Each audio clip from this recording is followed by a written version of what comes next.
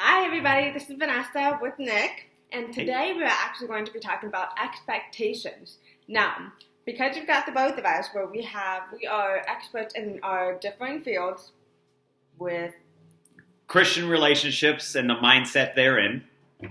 And from the perfectionism and perfectionist point of view. Okay?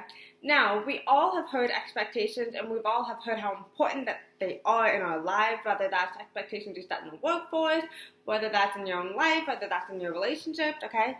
They are extremely important, right? But we are going to go a little bit deeper as to why it's important, and give you a little bit more tips to implement into your own life with regards to relationships and regards from the perfectionist point of view. Yes. Okay? So, Nick, did you want to go ahead and start off first? Okay, Because yeah. I believe the mindset is the very perfect, important Yes, foundation. yes, I agree. I couldn't agree more. And so, expectations. Okay, so I got my little checklist here. I got my notes that I'm going to refer to. So, bear with me, you guys. I got an audience here. I got an audience up here. So, I'm going to work with both of you guys the best we can. So, now, here's the most important aspect about expectations in the first place. Expectations preclude everything. Every single thing in our life, there is always an expectation first. So you wake up in the morning, and let's say it's Monday morning. What's the first expectation you have? Well, the first one that a lot of people tend to have in the first place is, it's Monday today. Monday's going to be so hard. I'm going to have a hard time getting out of bed. I'm going to have to drink some coffee. I'm going to drink extra coffee. I'm going to be stuck in traffic. My boss is going to be cranky. I'm just not going to want to be there. I'm going to be tired all day. And then I'm going to have some problems at work. And then I'm going to have to worry about traffic on the way home. And I'm going to have to worry about all these stupid people on the road. Expectations, expectations, expectations. These are all small expectations that you're having that are going to affect you in a very big way throughout your given day. Because here's the thing. Expectation, depending on the type that you have, whether positive, neutral, or negative, which I think is pretty much positive or negative, but some people do argue to the point of neutral expectations as well. I don't think it's possible. But for the sake of argument, depending on the type of expectation that you have, you are going to have either a positive result or a negative result. Mm-hmm.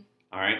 And because you're going to have either a positive or negative result, that means you have to be interacting with that result in a certain way. So if I expect that today is going to be a horrible day, today's a Monday, let's say, which actually tomorrow's Monday. Yeah. All right? And for a lot of us, that's actually our reality. We're actually going to be waking up earlier than we want to be doing. We're going to be upset potentially. We might be even cranky about the traffic or cranky about having to go into work at all. All the negative things. Exactly. And, Kalop, what are you saying here? Take a large. Is that a monkey? I think that's a monkey. Kalop, is that a monkey? Take a large monkey. Don't lose your bearing. I'm not sure what a monkey is, but that works. So, yes, again, depending on your expectation, it's going to create a certain result in your life. And that's going to dictate your actions along the day. And so we have to be very, very conscious that depending on how we're viewing something in a given moment that's coming up in the future, that's in the very next second, that's going to dictate how we act, how we respond, whether we're responding or reacting. Mm-hmm. All right? So, very layman's terms. Again, expectation includes everything. Yeah. Everything starts in expectation. Yeah, exactly. So, going from there, we're going to look at, how to make decisions that align with your values. Okay, so again, because expectations preclude everything, that's going to be affecting your decision-making process. Now, it's so important that you have to make sure that your expectations align with your actions, which align with your values. Because when you don't have expectations that align with actions and then therefore your values, what we have at that point is a massive, massive breakdown within the person, within their being, within their state of being, their emotional state of being, their mental state of being, their spiritual state of being, their physical state of being sometimes. Mm-hmm. When there's no congruency, when there's no consistency within the person at that point, what ends up happening is chaos. Yeah. And unfortunately, when chaos ends up happening, disease sets in. Dis-ease, meaning no longer at ease. All right, that homeostasis gets broken. Perfectionists probably take a note of that only because have no problem with setting expectations, but we have a lot of problem with aligning with our value, with aligning with everything that we believe in. And so, yeah, it's no wonder that we're in constant dis-ease, Mm-hmm. you know? Exactly. And I'm sure a lot of you can relate to that and see that. Yeah. And then, so the next thing, consequences of no expectations. This is very dangerous because a lot of us, we end up getting into this mentality, well, I don't know how to set expectations, so I'm not going to set any at all within my relationship specifically, okay, because that's what I'm talking from is relationships. Vanessa, you're talking about perfectionism and within the individual, all right, which, again, let's rewind real fast on relationships. Relationships are based on a dyad system, meaning at least two people have to be existent in order to create a relationship of some sort. Now, specifically dealing in romantic relationships, a dyad system, if there are no expectations, you will see a very, very fast descent into chaos and ultimately dissolution of the relationship. Because, and I understand a lot of us, we don't understand how to get into creating proper expectations. We're going to touch on that very briefly. But when we don't create any, that becomes a zero gravity environment. And when it's a zero gravity environment, we see deterioration. Let's look at the astronauts for a zero gravity reference, right? Astronauts go into space. Space is known to be zero gravity. Okay. Now, what happens to astronauts when they come back into Earth's atmosphere? Do any of you guys know? It's a little heavier for them. Well, definitely, yes. They have to acclimate again back to the atmosphere, and back to the G-force, right? Okay. Now, taking a step further, they actually have to go into physical rehabilitation depending on how long they were out there. If they were out there for months at a time, which we do have, like for the International Space Station, there's that rotation that's going on. I think it's months. I might be wrong, but if that's the case, if they're coming back after months, there's going to be a slight deterioration, a slight weakening of their skeletal muscles. And so they have to go back to rehab in order to make sure that they're re-strengthening and redeveloping that muscle and building that muscle back up.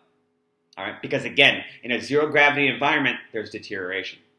So again, when you don't have expectations within your relationship, you're going to have a deterioration within the relationship, of the relationship. And I'm assuming it can kind of be equated to, because obviously relationship, in this regard, you're talking a lot about romantic relationships, but can apply to any.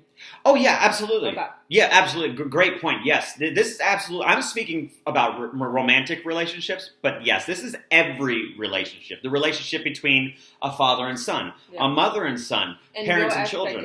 Your expectations with him, if you had no expectations from him, then he would be free to kind of do whatever he wanted. Exactly. Which would just lead to just a complete disregard of parent-child relationship. Exactly. And there is a lot of psychology we could jump into with that, but we don't really have the time for that, unfortunately. But, okay, so that makes sense when it comes to the expectations that you need for your romantic relationships. Okay. Yeah. So, again, no expectations, there's going to be massive consequences. So, create expectations. So how expectations create your reality. Again, this jumps back and is tied very much into the first point that I made, that expectation precludes everything. All right? Because how you think of something is going to dictate how you're going to act and respond or react to something, and therefore take further action, therefore create a specific reality within your life. Now, a very big thing, you've heard me, I've already said this a couple times, a lot of us don't create expectations because we don't know how to articulate expectations. Very important keys. I'd say 3 simple steps. Now, I say simple. Simple does not mean easy, but they are simple in concept. You can do them. Sometimes they might be a little difficult. All right? So, 3 simple concepts about setting and articulating expectations. 1, keep it simple, stupid. All right, KISS, K-I-S-S. Keep it simple, stupid. It's a Marine Corps acronym that we love using, and I think it's fantastic. It's very applicable. So keep it simple, stupid. All right, and it's just going to be, let's see here. What's something that we had? So I didn't make the bed for a while. I would just be content with just throwing this stuff back on however best it worked on my bed. And then when I got into a relationship and now we're married between me and Vanessa, what ends up happening is she's like, okay, I actually would prefer that you actually made the bed. If you're the last one to get out of it, then you can make the bed. I'm like, okay, there we go. It was very simple. It was very profound. And there was no emotion tied to it. It wasn't her losing her mind. It was just very simple. Like, hey, you're the last person out of bed. It's only fair that you make the bed. And tuck in the sheets, exactly. fold the blanket. Like, you wouldn't tell that I was in the Marine Corps if you looked at my bed. I'm sorry, boot camp drill instructors. I've failed you guys. I'm not. I'm no longer representative of the Corps. I apologize. But yes, so that's a very simple example, but it's very profound at the same time because it's just a matter of keeping it simple. All right, keep it simple, stupid. Kiss. All right, You're gonna remember that. Now, next one. So number 2, we have kiss. Then another one: remove emotional attributes or value. Remove emotional value. Input. All right. The idea is you don't want to get emotionally involved in this because what happens when you get emotionally involved, it immediately discredits your expectation. It no longer makes your expectation reasonable, but emotional. And when things are viewed as emotion, they have less merit. All right. Make sense? Yeah. So basically, you want to make sure that as you are expressing what you want and need from the other person, you need to make sure that it's a matter of fact and, hey, this is how it's going to be because this is how I expect it from it. Exactly. Instead of angrily expressing it or yelling at them or crying and sobbing about it. Just be like, hey, this is what I need. Exactly. Yes. It's just matter of fact. I love how you said that. It's just matter of fact. It absolutely is. So, again, kiss. Remove your emotion. Make it matter of fact. And then finally, number 3, you have to inspect what you expect. Inspect what you expect. All right? That very simply translates to if she expects me to make the bed in the morning, what does she got to do? Not be my babysitter. No, there's a difference. But she has to inspect what she expects. So if she's now laid her expectation on me that, hey, I'm the last person out of bed, so I got to make the bed. Cool. Mm-hmm. I go in. She's expressed it to me as far as what kind of standard she wants the bed made in. Cool. Very well. We'll work from that standard.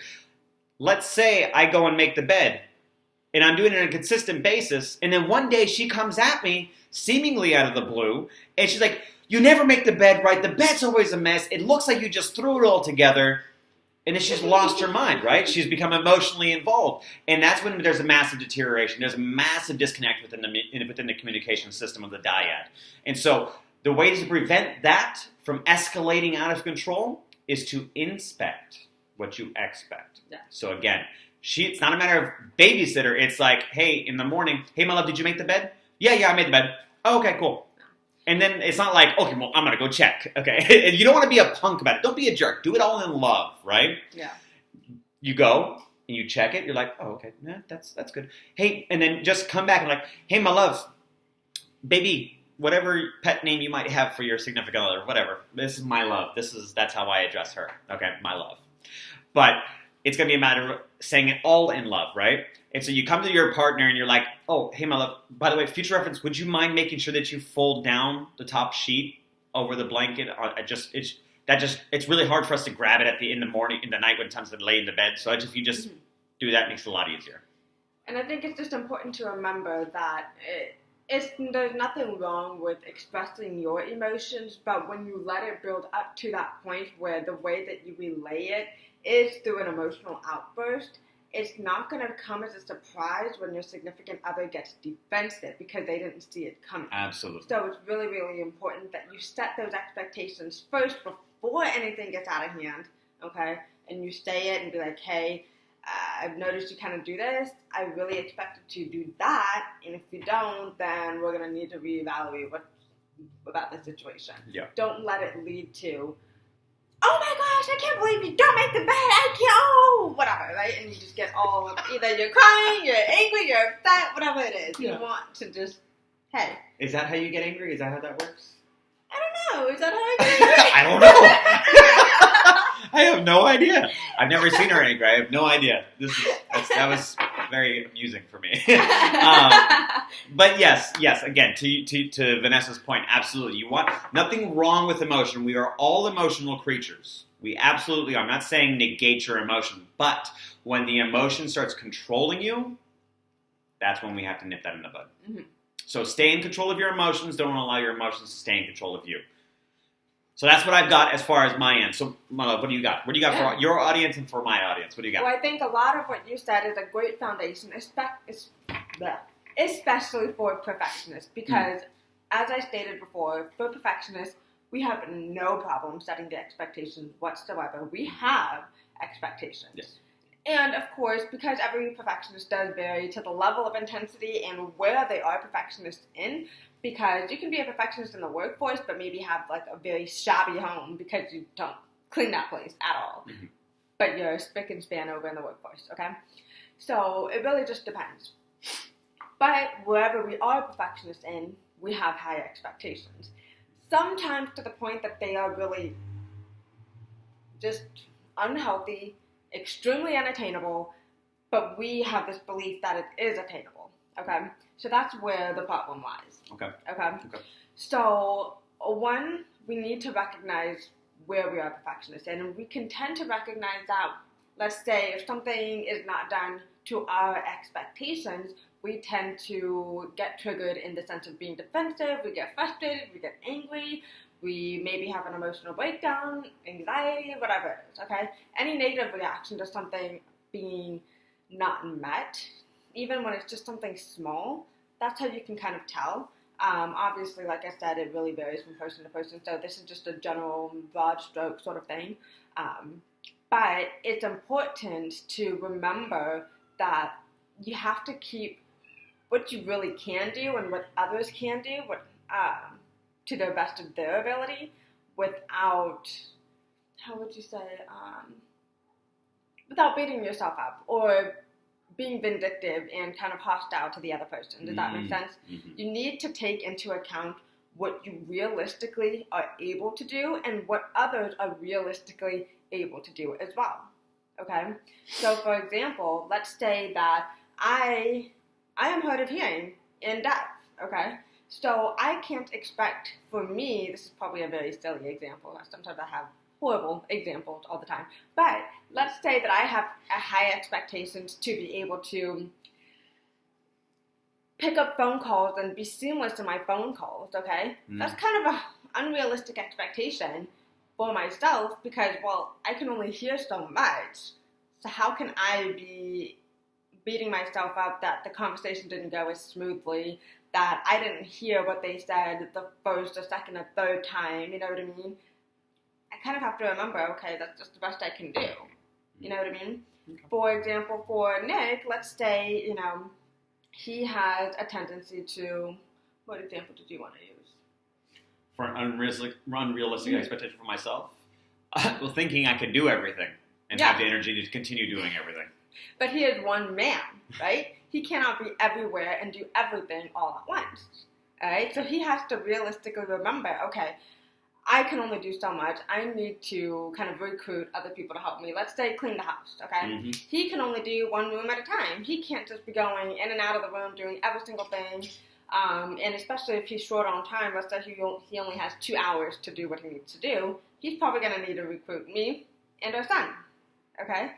Yep. But at the same time, he has to remember that our son, who is 9 years old, can also only do so much because he is 9 years old. Okay, so it's a great example for you guys, wherever you are at, whether that's in the home, whether that's in the workforce, wherever you are at. As perfectionists, you have to remember that you can only do so much and other people can only do so much. We can continually improve, but you cannot set that high expectation and expect them to reach that before they're even there. Okay? And in that process, you can't beat yourself up about it. You've got to give yourself that grace, and you've got to be accepting and gentle with other people as well. Because you may set that example for others, but you don't really even know what they've got going on too. Yeah, there's a concept that I like to teach my clients and friends and family as much as possible. Grace. It's not something that any of us can ever earn, but it's something that we can definitely impart on each other, just like God imparts on us. We need to have grace for everybody because, again, we have to meet everybody right where they are. Now, that doesn't mean that you totally accept their flaws and their limiting beliefs or their limiting abilities as that's all that they're going to be. No. I'm not that. Don't accept that. Don't make that the excuse to not grow. Absolutely have higher expectations. Absolutely set the bar a little bit higher, but make it to where they can still get to it. Mm-hmm. You don't want. Think of it just in a prime example of pull-ups. If I have a pull-up bar that's at 7 or 8 feet, I'm 5'6", you guys. I mean, I'm a tiny guy. You can jump really high. I can Super Mario Brother it all together. Okay, I could try, but 8 feet, I'm not going to end up reaching that without a nice step stool. I'm just saying. So you have to make it within reason. Yeah, and even with the step stool, if you want to even take it that far, depending on how big that step stool is, you might just kind of topple over and just go. This is true. Yes. But again, grace. Show yourself grace. Show other people grace because we're all working from a different point in our lives. We all have varying degrees of capabilities. Mm-hmm. Mm-hmm. And another important thing to remember for you perfectionists or anyone who has that kind of tendency to have unrealistic expectations or really high expectations, you need to detach yourself from the value that you associate with achieving these expectations. Yes. Okay? It is okay. I know that, so let me back up a little bit. I know that for us, we put so much of our worth and our value in attaining these expectations we've set for ourselves, okay? And that's great that you have expectations, but sometimes we set it a little too far before we can even get there, like he was saying, right? But we need to detach ourselves from the value of achieving these things because we need to give ourselves that grace to kind of go a couple steps back to where we actually can make that jump, okay? It is okay to kind of backtrack a little bit. This does not mean that you are unworthy, that you don't have any value, that you are incapable, that you are not smart enough, pretty enough, worthy enough, whatever it is that you say to yourself. You are totally capable. But you need to take the proper steps first. You can't just make a giant teleportation leap. Okay? So that's very, very important. And I think, expectations are very important. But for us perfectionists, we might need to just take a little bit of a step back. Yeah. Okay? So, remember, expectations are important, especially in regards to relationships. They do give you the ability to really work things out in your relationships, all right? In perfectionists, we already have that expectation, but we have it at unhealthy levels. We need to take a couple steps back and reevaluate what we actually can do and think about other people as well and think about what they can do, what you know of at least, because you may not even know their full story. So I got a question for you. So when it comes to perfectionists, are you saying that they should lower their standards then? Not lower their standards per se. Okay, so there's a difference between, you can have someone who is very highly ambitious and have very high standards for themselves, but those people, when they don't reach the standards that they've set for themselves, they're able to I wasn't able to set that, I'm going to go ahead and just try again, just keep trying, keep going, okay?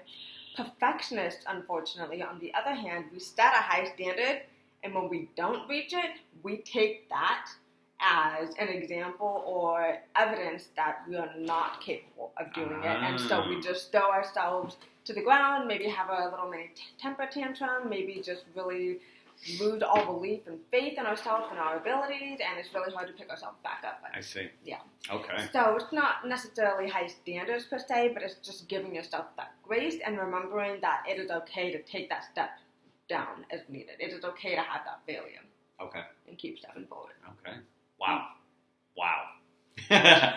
I hope you guys got as much from that as we did, because it's great. As life coaches, we get to impart knowledge on you folks, but just as much as we get to impart on you, we get to hear it again, and we're like, oh yeah, that's right. Well, I need to hear that for myself. I can't tell you how many times that happens for me, all right? But sometimes just speaking things out loud really, really helps. Yes. Mm-hmm. Yes. Yep. So, we hope you guys got some great nuggets in there that you guys can apply into your life. If you guys have any questions, please, any questions at all, leave a comment, message us, DM us, Instagram, on YouTube, leave a comment, hit us up, all right? Follow us. Whatever you guys got to do, get a hold of us so that we can answer your questions about relationships, Christian-style relationships, and the mindset they're in, and perfectionists, okay? Perfectionism, how to overcome it, how to address it, and what it is. Hit us up, you guys. We would love to help. We are here to serve. We are here to help you, and we want to be able to help you. Yes. Okay? So. And then, real quick, you have an ebook that's out right now, right? I don't want that to go unsaid. I do. Okay. So, what is that? I do have an ebook. It has just come out last week. I want to Friday. End of last week, yeah. And it is out. It is on sale for $15. It will be only on sale. $15. $15. That's it. Yes. I've seen this ebook, you guys. You will see it soon once you go to her Instagram and you follow the link. But $15? Only until Wednesday. Oh, so there's a time limit. I like it. Yeah. Okay, cool. But it's only $15 until Wednesday, and then it's going to be jumping up to $25, so grab it at that price while you can. It is an introduction to perfectionism, and it is I like to say perfect book to dive into, and to be able to help you get a better understanding of perfectionism, what it is, what it isn't, where you may lie in when it comes to perfectionism, how you can apply certain methods in your life now to be able to overcome it. Okay? All So right. it's very informative. It has a couple of prompts and a bonus worksheet that you can use as well to be able to start implementing everything that you do learn. So, how many pages are you talking about for an ebook? When I hear ebook, I think about what, 3 to 4, maybe 5 pages? How many pages is this thing? Oh my gosh, I know I forgot the number. It's almost 20 pages. Almost 20 pages? Yeah. Oh my gosh. Yeah. So it's a workbook. It's not even just an ebook, it's a workbook. Yeah, I know. And funny story about this ebook, it was meant to be a freebie because I was only going to have like 2 or 3 pages for it. But because I have a tendency to just decide to like pull out a whole bunch of knowledge all at once, it ended up. There you go. So it ended up becoming an introduction to perfectionism ebook that you can use in the comfort of your own home and at your own pace. And lo and behold. There we go. Okay. Awesome. So go to her handle at Vanessa P. Galvan. Mm-hmm. It's a new handle, so I'm going to use that one. Vanessa P. Galvan, Galvan. If you're not familiar where she's at, it's YouTube users. And follow the link in your bio, right? Yes. Perfect. All right. And for my ebook, I don't have one, so don't worry about that. All right, you guys. Thank you so much for being here. We love you guys. Any last words, my love? No, I don't, except have a beautiful, wonderful rest of the week. Yes. If you make it what you make it. Yes. And Grandma, I found something. Is this your grandson? Do you know? I don't know whose that is. Random children running around the house. Guys. Got military covers on. We will see you soon. All right, bye you guys.